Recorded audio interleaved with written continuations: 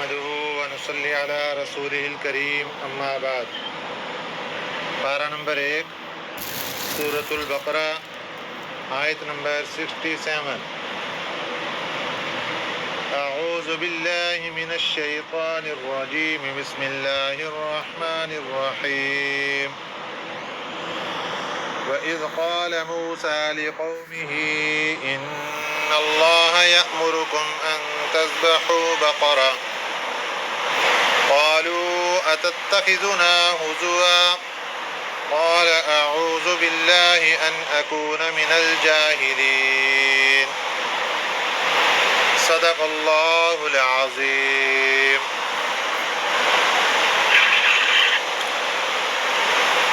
آج کے سبق میں بنی اسرائیل میں ایک ہونے والے بہت مشہور و معروف واقعہ کا تذکرہ ہے۔ اسی واقعے کی مناسبت سے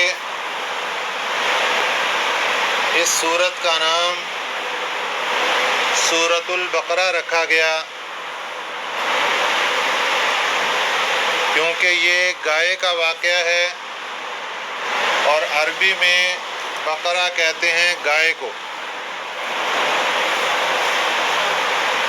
بقرہ اس میں جنس ہے، گائے کے لیے بھی بولا جاتا ہے اور بیل کے لیے بھی، گویا کہ نر اور مادہ دونوں کے لیے بقرہ کا لفظ عربی میں بولا جاتا ہے۔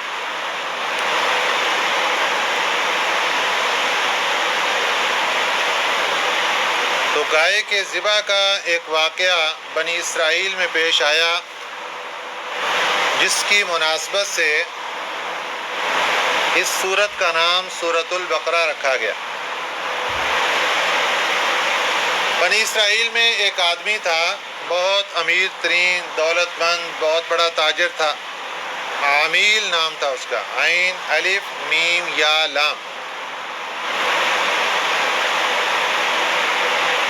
اور اس کی ایک بیٹی تھی جو کہ اس کی ساری وراثت کی مالک تھی۔ اب اس کے جو بھتیجا تھا، اس کی نظر تھی اس کی ساری جائیداد اور وراثت پر۔ وہ انتظار میں تھا کہ کب چچا کا انتقال ہو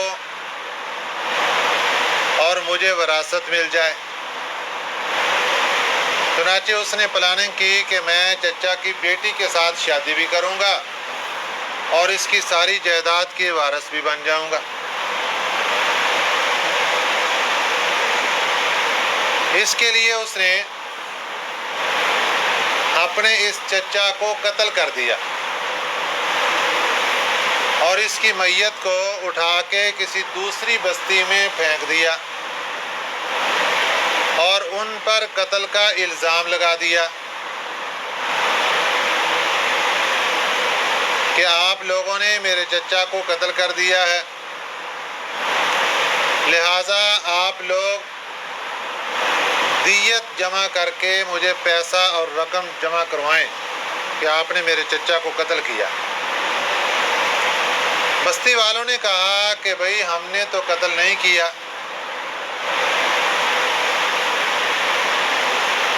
ایسے اگر پوری بستی پر کوئی الزام قتل آ جاتا ہے تو اس کے لیے قانون قسامت ہوتا ہے، قسم کا قانون۔ قانون قسامت یہ ہوتا ہے کہ پوری بستی کے جو معتبر ترین نیک عادل 50 لوگ اکٹھے کیے جائیں گے اور وہ آ کر قسم اٹھائیں گے کہ ہمیں نہ تو اس کا قاتل معلوم ہے اور نہ ہم نے خود اس کو قتل کیا ہے۔ ان کی اس قسم دینے کے بعد بستی والے اس قتل سے بری ہو جائیں گے، لیکن سب کو دیت جمع کر کے دینی پڑے گی، یعنی قصاص ختم ہو جائے گا اور سب کو پیسہ اکٹھا کر کے دینا پڑے گا کہ ان پر الزام آ گیا۔ اب بستی والوں سے کہا گیا کہ بھئی آپ دیت جمع کر کے، پیسہ جمع کر کے دیں کہ آپ نے ہمارے چچا کو قتل کر دیا۔ بستی والے آ گئے حضرت موسیٰ علیہ السلام کے پاس کہ اللہ کے پیارے نبی، قاتل کا معلوم نہیں ہو رہا، ہم نے قتل نہیں کیا، بلا وجہ ہمارے اوپر الزام لگ گیا،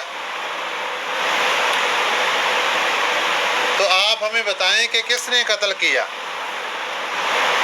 اللہ تعالیٰ نے قرآن پاک کی یہ والی آیت مبارکہ نازل فرمائی کہ اللہ تعالیٰ حکم ارشاد فرما رہے ہیں کہ ایک گائے لو اور اس کو ذبح کرو، اور اس کے گائے کے ذبح کرنے کے بعد گوشت کا ایک ٹکڑا اس میت کے مردہ جسم کو لگاؤ تو یہ زندہ ہو کر اپنے قاتل کا نام بتا دے گا۔ انہوں نے کہا جی کہ یہ آپ ہمارے ساتھ کیسا مذاق کر رہے ہیں؟ تو حضرت موسیٰ علیہ السلام نے فرمایا کہ بھئی میں مذاق نہیں کر رہا، اللہ تعالیٰ نے ایسے ہی حکم دیا ہے۔ حالانکہ وہ لوگ حضرت موسیٰ علیہ السلام کے ہاتھ سے کئی قسم کے معجزات پہلے دیکھ چکے تھے۔ وہ دیکھ چکے تھے کہ فرعون کے دربار میں حضرت موسیٰ علیہ السلام کی لاٹھی سانپ بن جاتی ہے۔ وہ دیکھ چکے تھے کہ حضرت موسیٰ علیہ السلام کا ہاتھ بغل میں آنے کے بعد جب وہاں سے باہر نکلتا ہے تو سورج سے زیادہ روشن ہو جاتا ہے۔ وہ دیکھ چکے تھے کہ جب یہ لاٹھی حضرت موسیٰ علیہ السلام نے بحر قلزم میں ماری تو اللہ نے 12 راستے بنا دیے۔ وہ دیکھ چکے تھے کہ حضرت موسیٰ علیہ السلام نے یہ لاٹھی ایک پتھر پر ماری تو اللہ نے 12 چشمے پانی کے جاری کر دیے۔ یہ سب کچھ اپنی آنکھوں کے سامنے دیکھنے کے باوجود اب بھی ان کو نبی کی بات پر یقین نہیں آ رہا۔ انہوں نے کہا آپ ہمارے ساتھ مذاق کیوں کر رہے ہیں؟ نبی کی بات سامنے کھڑے ہو کر ماننے سے انکار کر دیا۔ حضرت شاہ ولی اللہ محدث دہلوی رحمہ اللہ تعالی ارشاد فرماتے ہیں کہ نبی سے لا تعلقی اور نبی کی بات کا نہ ماننا، اس کی 3 وجوہات ہو سکتی ہیں۔ یہ ہمارے لیے حضرت شاہ ولی اللہ محدث دہلوی رحمۃ اللہ علیہ ارشاد فرما رہے ہیں، بڑی توجہ کی بات ہے۔ ارشاد فرمایا کہ پہلی وجہ یہ ہوتی ہے کہ انسان کو اپنے نبی کی بات کی خبر بھی نہیں ہوتی کہ اس معاملے میں ہمارے نبی صلی اللہ علیہ وسلم کا حکم کیا ہے۔ لا علمی، بے خبری، یہ ایک ایسی وجہ بن جاتی ہے کہ جس کی بنا پر انسان اپنے نبی کے حکم کو رونتا چلا جاتا ہے، خبر ہی نہیں اس کو، اور اس نے کبھی کوشش بھی نہیں کی کہ میں پوچھ ہی لوں کسی سے کہ اس معاملے میں ہمارے نبی صلی اللہ علیہ وسلم نے حکم کیا دیا ہے۔ نہ سیکھا، نہ کہیں سے پتہ کیا، بے خبری کے اندر کئی مقامات پر اپنے نبی صلی اللہ علیہ وسلم کے حکم کو پاؤں کے نیچے رونتا چلا گیا۔ دوسری وجہ طبیعتوں کا بگاڑ۔ طبیعت اس قدر بگڑ چکی کہ اس کی طبیعت نبی کے حکم کو ماننے کے لیے تیار ہی نہیں ہے، اس کے اندر بگاڑ اتنا آ چکا ہے، وہ نبی کے حکم کو ماننے کے لیے تیار ہی نہیں۔ اور تیسری سب سے اہم ترین وجہ ماحول کا اثر ہے۔ جیسے ماحول کے اندر انسان رہ رہا ہو ویسا ہی اس کی طبیعت بن جاتی ہے، اور ماحول کے اثرات کی وجہ سے وہ اپنے نبی کی بات کو ماننے کے لیے تیار نہیں ہوتا۔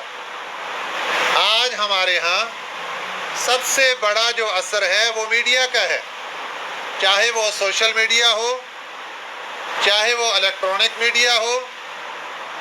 ہمارے ہاں سب سے بڑی جو پاور ہے وہ میڈیا کی ہے۔ ہم اسی میڈیا کی وجہ سے علماء کی بات سننے کے لیے تیار نہیں ہیں۔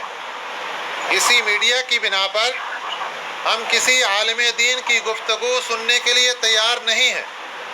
ہمارے پاس فیس بک پر بیٹھنے کے لیے 4 سے 5 گھنٹے نکالنا بالکل آسان ہے، لیکن اگر یہ کہا جائے کہ بھائی ترجمہ تفسیر کی کلاس ہو رہی ہے اور ایک عالم دین گفتگو فرما رہے ہیں، آپ آدھے گھنٹے کی کلاس لے لیں، ہمارے پاس کوئی وقت نہیں۔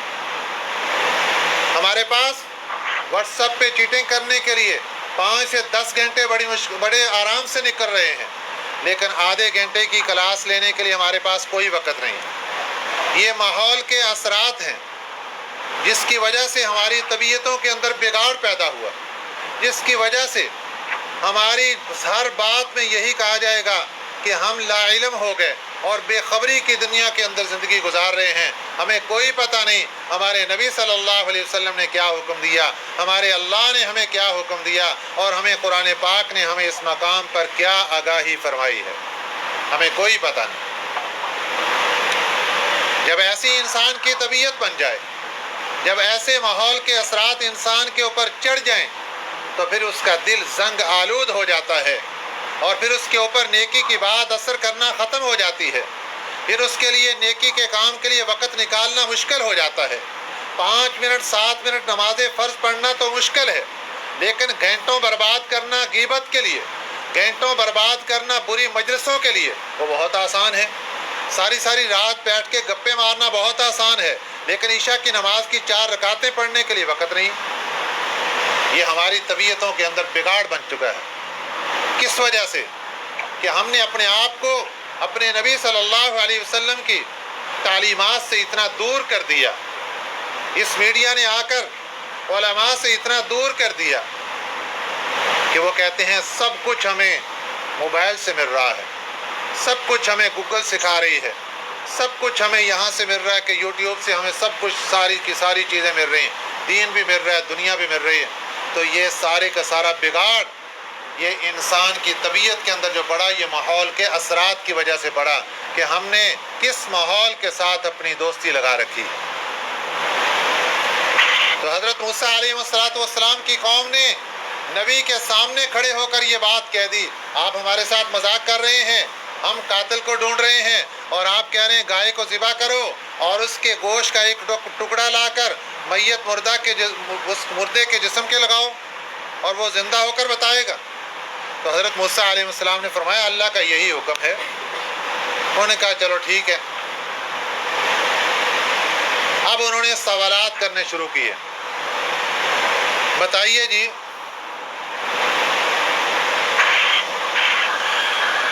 قرآن پاک میں اللہ تعالیٰ نے اس سارے کے سارے واقعے کو تذکرہ فرمایا ہے تفصیلی طور پر۔ فرمایا وَإِذْ قَالَ مُوسَىٰ لِقَوْمِهِ، جب کہا حضرت موسیٰ علیہ السلام نے اپنی قوم سے، إِنَّ اللَّهَ يَأْمُرُكُمْ، بے شک اللہ تمہیں حکم دیتا ہے، أَن تَذْبَحُوا بَقَرَةً، کہ تم ذبح کرو گائے کو۔ قَالُوا أَتَتَّخِذُنَا هُزُوًا، کہنے لگا کیا آپ کرتے ہیں ہمارے ساتھ ہزوا، مذاق، کیا آپ ہمارے ساتھ مذاق کر رہے ہیں؟ قال اعوذ باللہ، حضرت موسیٰ علیہ السلام فرمانے لگے کہ میں اللہ کی پناہ چاہتا ہوں، ان اکون من الجاہلین، کہ میں جاہلوں میں سے ہو جاؤں۔ یہ مذاق کرنا یہ جاہلوں کا کام ہے، کسی نیک بندے کا کام نہیں ہے کہ وہ کسی کے ساتھ مذاق کرے۔ اس لیے فرمایا کہ میں مذاق نہیں کر رہا، میں اللہ کا حکم تمہیں سنا رہا ہوں۔ قال ادع لنا ربك يبين لنا ما هي، کہنے لگے کہ دعا کرو ہمارے لیے اپنے رب سے کہ يبين لنا ما هي، کہ وہ بتائے ہمیں، رب کا اپنے رب سے دعا کرو يبين لنا، کہ وہ بتائے ہمیں، ما هي، وہ گائے کیسی ہو۔ قال انه يقول انها بقرة، فرمایا حضرت موسیٰ علیہ السلام نے کہ اللہ تعالیٰ فرماتے ہیں کہ انها بقرة، کہ وہ گائے ایسی ہو، لا فارض، نہ تو وہ بوڑھی ہو، ولا بکر، اور نہ بن بیاہی ہو، یعنی بالکل بچڑا چھوٹی عمر کا، نہ تو بالکل بوڑھا جانور ہو اور نہ ابھی بالکل چھوٹی عمر کا ہو، اوان بین ذالک، اس کے درمیان میں جانور ہو، درمیان نہ تو چھوٹی عمر اور نہ بہت بڑی عمر کا۔ ففعلوا ما تؤمرون، کر دو جو تمہیں حکم ملا ہے، اللہ نے جو حکم دیا ہے اس پر عمل کر دو، گائے تلاش کرو اور ذبح کر دو۔ لیکن خاموش نہیں ہوئے، آگے ایک اور سوال کر دیا، قالوا ادع لنا، کہنے لگے بنی اسرائیل، ادع لنا، دعا کرو ہمارے لیے، ربک، اپنے رب سے، یبین لنا، کہ وہ بتائے ہمیں، ما لونہا، کہ اس گائے کا رنگ کیسا ہو۔ قال انہ یقول انہا بقرۃ صفراء، فرمایا حضرت موسیٰ علیہ السلام نے کہ اللہ تعالیٰ فرماتے ہیں کہ انہا بقرۃ صفراء، کہ وہ گائے زرد رنگ کی ہو، فاقع، گہرا زرد رنگ، ایک رنگ زرد رنگ اور ایک گہرا زرد رنگ، یہ ایک اور آگے شک لگ گئی، لونہا تسر الناظرین، اور اس کا رنگ بھی ایسا ہو کہ دیکھنے والے کو خوش کر کے رکھ دے۔ بعض جانوروں کے رنگ ایسے ہوتے ہیں، رنگ زرد بھی ہو اور ایسا خوبصورت ہو کہ دیکھنے والا دیکھ کے اس کو خوش ہو جائے۔ پھر تیسرا سوال کر دیا، قالوا ادع لنا ربک یبین لنا ما ہی، کہنے لگے دعا کرو ہمارے لیے اپنے رب سے کہ وہ بتائے ہمیں، ما ہی، کہ وہ کس قسم کی گائے ہو، کیونکہ ان البقرہ تشابہ علینا، بے شک گائے ہمارے اوپر مشابہ ہو چکی ہے، گائے کے بارے میں ہمیں شبہ پڑ چکا ہے، ایسی تو بہت سی گائے ہیں جو آپ بتا رہے ہیں، وَإِنَّا إِن شَاءَ اللَّهُ لَمُهْتَدُونَ، اور بے شک اگر اللہ نے چاہا تو ہم ضرور راستے پر پہنچ جائیں۔ اب جب یہ لفظ بول لیا انہوں نے، تو اب اللہ تعالیٰ نے جب اگلی بات کی تو اب یہاں کرنے کے بعد بات مکمل ہو گئی، کہنے لگا ٹھیک ہے جی اب ہم ذبح کرتے ہیں۔ تو انشاءاللہ کا لفظ یہ ایسی چیز ہے کہ جس کی برکت سے انسان کنارے تک پہنچ جاتا ہے، اس لیے امت محمدیہ صلی اللہ علیہ وسلم کے لیے بھی یہی ہدایات ہیں کہ جب بھی کسی کام کے کرنے کے بارے میں 100% مکمل یقین ہو، اعتماد ہو کہ میں یہ کام کر لوں گا، پھر بھی اس کے اوپر انشاءاللہ کا لفظ ضرور بولو، کیونکہ اللہ کی منشا اور چاہت کے بغیر انسان کچھ نہیں کر سکتا۔ انسان فیصلے بڑے بڑے کر کے بیٹھ جاتا ہے، شام کو یہ کروں گا، رات کو یہ کروں گا، صبح کو یہ کروں گا، لیکن اللہ کا فیصلہ ایسا آتا ہے کہ سارا نظام اس کا ختم ہو کے رہ جاتا ہے۔ اس لیے فرمایا کہ اللہ کا نام ضرور لیا کرو، جب بھی مستقبل کی کوئی کام کرنا ہو، کوئی بات کرنی ہو تو اللہ کا نام ضرور لو، کہو کہ انشاءاللہ میں یہ کروں گا، انشاءاللہ میں یہ کام ایسے ہی کروں گی۔ قال انہ یقول، فرمایا حضرت موسیٰ علیہ السلام نے کہ اللہ تعالیٰ فرماتے ہیں انہا بقرۃ لا ذلول، کہ بے شک وہ گائے بقرۃ، گائے ایسی ہو کہ لا ذلول، جو محنت کرنے والی نہ ہو۔ یہاں محنت کرنے سے مراد یہ ہے کہ گائے بیل کو زمین کے اوپر محنت کرنے کے لیے استعمال کیا جاتا ہے، اور دو مین کام ان سے لیے جاتے ہیں۔ نمبر 1، ان سے ہل چلایا جاتا ہے، زمین کو چیر پھاڑ کر اس کے اندر بیج بویا جاتا ہے۔ نمبر 2، پانی نکالنے کے لیے کنویں کے اوپر، راہٹ کے اوپر اس کو جوتا جاتا ہے تاکہ یہ چلتا رہے اور وہاں سے پانی نکلتا رہے۔ تو اللہ پاک نے یہ دونوں نفی یہاں پر کر دی کہ جس گائے کی ہم بات کر رہے ہیں کہ تم نے وہ گائے ذبح کرنی ہے، اس گائے کے اندر یہ بات ہو کہ وہ محنت کرنے والی نہ ہو، نہ تو وہ ہل کے لیے استعمال ہو اور نہ ہی وہ گائے زمین سے پانی نکال کر زمین کو سیراب کرنے والی ہو۔ بقرۃ لا ذلول، وہ گائے محنت کرنے والی نہ ہو، تثیر الارض، تثیر الارض، زمین کو ہل چلاتی، تثیر اسارہ یسیر، جوتتی ہو الارض، زمین کو، یعنی مراد اس سے اس کو جوت کر زمین کے اوپر ہل چلایا جائے، ایسا نہ ہو۔ ولا تسقی الحرث، اور نہ ہی وہ سیراب کرتی ہو زمین کو، پانی بھی نہ دیتی ہو، یعنی اس کو راہٹ پر چلا کے وہ پانی نکال کر زمین کو سیراب کرنا، ایسا بھی نہ ہو۔ मुसल्लमतुन, एक और शर्त भी याद रखना कि वो बेऐब हो, उसके ऊपर कोई दाग ना हो, ला शियत फीहा, कोई दाग भी ना हो उस पर, बेऐब हो, लंगड़ी लोली कानी दुम कटी, ऐसा कोई ऐब भी उस पर ना हो। ला शियत फीहा, उसके जिस्म पर कोई दाग धब्बा भी ना हो। क़ालुल आना जिअत बिल हक़, अब कालू कहने लगे अल आना, अब तू जिअत लाया है बिल हक़ की पूरी हक बात, पूरी ठीक बात अब हमें बताई है। फ़ज़बहूहा, फिर उन्होंने इस जानवर को ज़िबा कर दिया। वमा कादू यफ़अलून, और वो करीब नहीं थे कि उसको ज़िबा करते। ऐसी ऐसी बातें बना रहे थे, हीले बना रहे थे कि वो भागना चाहते थे कि कैसे ऐसी गाय ज़िबा करेंगे, लेकिन फिर उन्होंने जब मुश्किल में फंस गए तो अब मजबूरन उनको गाय ज़िबा करनी पड़ी। अब ये जो गाय की इतनी निशानियां जिक्र की गई, इत्तेफाक की बात ये हुई कि बनी इसराइल में एक आदमी था, बहुत नेक आदमी था।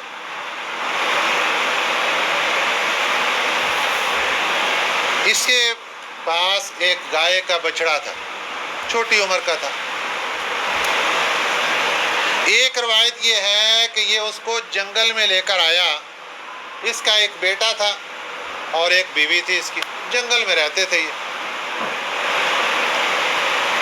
घने जंगल में ये उस बछड़े को लेकर आया और अल्लाह ताला से मुनाजात की कि या अल्लाह, ये बछड़ा मैं आपके पास अमानतन छोड़ता हूँ, आप इसकी परवरिश कीजिएगा। जब मेरा बच्चा बड़ा होगा तो वो ये बछड़ा आपसे लेकर चला जाएगा। एक रवायत तो ये है। इन्होंने छोड़ दिया और फिर वो बेटा बड़ा हो गया। एक दिन उसकी माँ ने, फ़क्र फाका की ज़िंदगी गुजार रहे हैं, माँ ने कहा बेटा जाओ फ़लाँ जंगल में तुम्हारे बाप ने अल्लाह के यहाँ अमानतन एक जानवर छोड़ा है, जाओ जाकर आवाज़ दो, ए इब्राहीम, ए इस्माइल के रब, मुझे वो जानवर अता कर दे। तो तुम्हारे सामने वो आ जाएगा। जब वो गाय तुम्हारे सामने आ जाए, उसकी निशानी ये होगी तो उसके जिस्म की खूबसूरती का आलम ये होगा कि जैसे उसके जिस्म से रोशनियाँ निकल रही है, ऐसा खूबसूरत जिस्म होगा उसका। और तुमने उसकी गर्दन में पटा डाल के उसको यहाँ लेकर आना। ये चला गया और जाकर इसने आवाज़ दी, वो गाय सामने आ गई। इसने गले में पटा डाला और उसको चलाने लगा तो गाय ने आवाज़ दी, मेरे ऊपर सवार हो जाओ। उसने कहा नहीं, मेरी माँ ने मुझे यही कहा है कि उसके गले में पटा डाल के उसको पैदल चला कर लाना है, मैं सवार नहीं होऊंगा, माँ की नाफरमानी नहीं करता। उसने कहा खुशबख्त हो जो माँ की नाफरमानी नहीं करते हो, अगर मेरे कहने के ऊपर मेरे ऊपर सवार हो जाते तो कभी मैं तुम्हारे हाथ ना आती। बच्चा माँ का बहुत फर्माबरदार था। एक दूसरी रवायत ये है कि ये नेक आदमी अपने घर के अंदर ही उस बछड़े को छोड़ चुका और ये अल्लाह को प्यारा हो गया। अब माँ के ऊपर गुर्बत का वक़्त चल रहा है। माँ ने कहा बेटा इस जानवर को बेच दो, लेकिन बेचने से पहले मुझसे मशवरा कर लेना। जिस गाहक को भी दो उसको यही बात करना कि पहले मैं अम्मी से पूछ लूँ, अम्मी जो कहेगी वैसे ही रेट लगाऊंगा। गाहक आ गया, 3 दिनार। उसने कहा ठीक है 3 दिनार, लेकिन पहले मैं अम्मी से पूछ कर आऊँ। उसने कहा कि ना पूछने ना जाओ, 6 दिनार। कहा नहीं मैंने अम्मी से पूछना है। उसने कहा पूछने ना जाओ, 12 दिनार। नहीं अम्मी से पूछना है। पूछने ना जाओ, 24 दिनार। रेट बढ़ता चला गया। इम्तिहान था, अल्लाह की तरफ से फरिश्ता था। चुनाचे जी आ गए अपनी वालदा के पास और आकर सारा वाक़या सुनाया। माँ भी बहुत नेक खातून थी। उसने कहा बेटा वो अल्लाह का फरिश्ता है, उससे पूछो कि हम इस गाय को बेच दें अभी या ना बेचें। तो फरिश्ते ने कहा कि अभी इस गाय को ना बेचना, अभी अपने पास रखो, ये गाय तुम्हें बहुत बरकत डालेगी। चुनाचे जब बनी इसराइल के यहाँ ये वाक़या पेश आया और वो गाय को ढूंढते कि ये कितनी निशानियाँ दी गई हैं, चलते चलते ये गाय के इस बछड़े तक पहुँच गए جو کہ اس غریب نوجوان کے پاس تھا۔ اب اس سے جا کر انہوں نے قیمت لگائی تو نوجوان نے کہا نہیں بھائی میں اس کو نہیں بیچتا، بڑی سے بڑی قیمت بھی لگا دی، عام جانور سے 10 گنا زیادہ قیمت لگا دی۔ اس نے کہا نہیں میں اتنے کی نہیں بیچوں گا۔ وہ لوگ چل کر آ گئے حضرت موسیٰ علیہ السلام کے پاس کہ آپ کی بتائی ہوئی نشانیوں کے مطابق گائے تو مل رہی ہے لیکن نوجوان دینے کے لیے تیار نہیں۔ آپ نے اس نوجوان کو بلایا اور فرمایا کہ بھئی کیوں نہیں دے رہے؟ اس نے کہا حضرت میں مالک ہوں، میں جانور کا مالک ہوں، کیا مجھے اجازت نہیں کہ میں جتنے کی چاہوں اس کو بیچوں؟ آپ نے فرمایا ہاں تم مالک ہو، جتنے کی چاہو بیچ سکتے ہو۔ اس نے کہا حضرت اگر لینا ہی چاہتے ہیں یہ لوگ، زیادہ مجبور ہیں کہ ان کا اس کے بغیر کوئی گزارا نہیں، تو میں اس کو بیچوں گا۔ ایک طرف سونا رکھیں اور ایک طرف یہ گائے کا جانور رکھیں، اس کے برابر سونا تول کر مجھے دیں تو پھر میں اس جانور کو بیچنے کے لیے تیار ہوں۔ چنانچہ ان لوگوں نے ایک طرف سونا برابر کا رکھا اور ایک طرف گائے کو رکھا اور برابر کا سونا تول کر دیا، اور پھر گائے اس بچے سے نوجوان سے خرید لی۔ وہ نوجوان اتنا صالح اور نیک آدمی تھا، ماں کا فرما بردار تھا، وہ لکڑیاں بیچ کر گزارا کیا کرتا تھا۔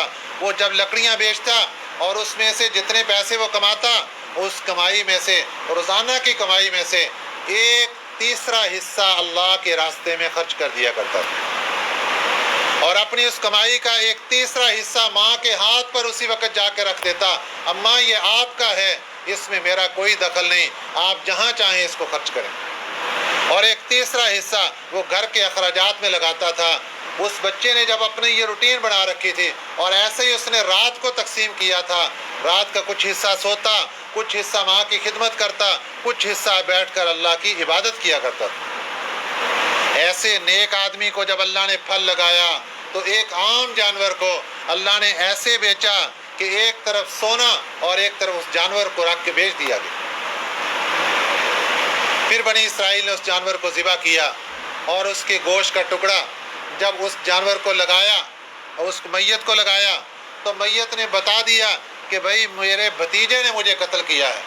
بس اتنی بات قاتل نے کی، مقتول نے، اور اس نے قاتل کا نام بتا دیا اور بتا کے پھر وہ اسی وقت فوت ہو گیا۔ اس کو بھی اللہ تعالیٰ نے اگلی آیت نمبر 73 کے اندر بیان فرمایا، وَإِذْ قَتَلْتُمْ نَفْسًا فَادَّارَأْتُمْ فِيهَا، جب تم نے قتل کر دیا نفساً ایک جان کو، فَادَّارَأْتُمْ فِيهَا، پھر تم دھرنے لگے ایک دوسرے پر الزام لگانے لگے کہ تم نے قتل کیا، وہ کہتے نہیں تم نے قتل کیا۔ وَاللَّهُ مُخْرِجٌ، اور اللہ تعالیٰ ظاہر کرنے والا تھا، مَا كُنْتُمْ تَكْتُمُونَ، اس چیز کو جو تم چھپاتے تھے، تم قاتل کو چھپا رہے تھے، اللہ ظاہر کرنے والا تھا۔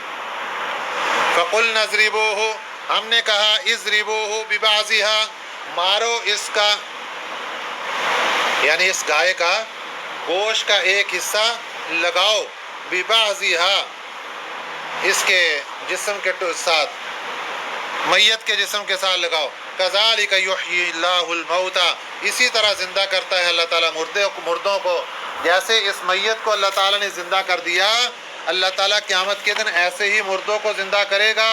وَيُرِيكُمْ آيَاتِهِ، اور دکھاتا ہے اللہ تعالیٰ تمہیں اپنی نشانیاں، لَعَلَّكُمْ تَعْقِلُونَ، تاکہ تم سمجھدار بن جاؤ، تاکہ تم سمجھ جاؤ۔ اللہ تعالیٰ ایسی نشانیاں دکھا کر ہمیں یہ سمجھانا چاہتا ہے کہ جب اللہ چاہتے ہیں تو زندہ کر کے کھڑا کر دیتے ہیں۔ اللہ نے اس کو زندہ کیا، اس نے قاتل کا نام بتایا اور بتانے کے بعد فوراً فوت ہو گیا، اور پھر اس کو دفن کر دیا گیا۔ اور وہ قاتل اس شریعت کے مطابق اور آج کی ہماری شریعت کے مطابق قاتل وراثت سے محروم ہو جاتا ہے۔ جس بندے نے کسی کو قتل کیا ہو وہ اس کی وراثت سے محروم ہو جاتا ہے، بھتیجا وراثت سے بھی محروم ہو گیا اور اس کو پھر دیت بھی دینی پڑی۔ تو اللہ تعالیٰ نے ہمیں یہ ساری بات سنا کے ہمیں یہ سمجھا دیا کہ بنی اسرائیل کی طرح تم نے بار بار سوال و جواب نہیں کرنے۔ میرے آقا صلی اللہ علیہ وسلم نے ارشاد فرمایا، بنی اسرائیل کو حکم دیا گیا تھا گائے کو ذبح کر دو، کوئی بھی گائے پکڑتے اور اس کو ذبح کر کے اس کے گوشت کا ٹکڑا میت کے جسم کو لگاتے، کام بن جانا تھا، لیکن خود اپنے اوپر سوال کر کر کے انہوں نے سختیاں پیدا کر لیں۔ تو آج اللہ کا حکم جب ہمارے اوپر آتا ہے کہ بھئی یہ کام کر لو، ہم خود اپنے اوپر سختیاں پیدا کر کر کے اپنے اوپر مشکلات کا پہاڑ کھڑا کر لیتے ہیں۔ دعا ہے کہ اللہ تعالیٰ ہمیں قرآن پاک کی فہم اور فراست نصیب فرمائے، قرآن پاک کی سمجھ نصیب فرمائے اور قرآن پاک سے محبت، پیار اور عشق نصیب فرمائے۔ آمین۔ وما علینا الا البلاغ المبین۔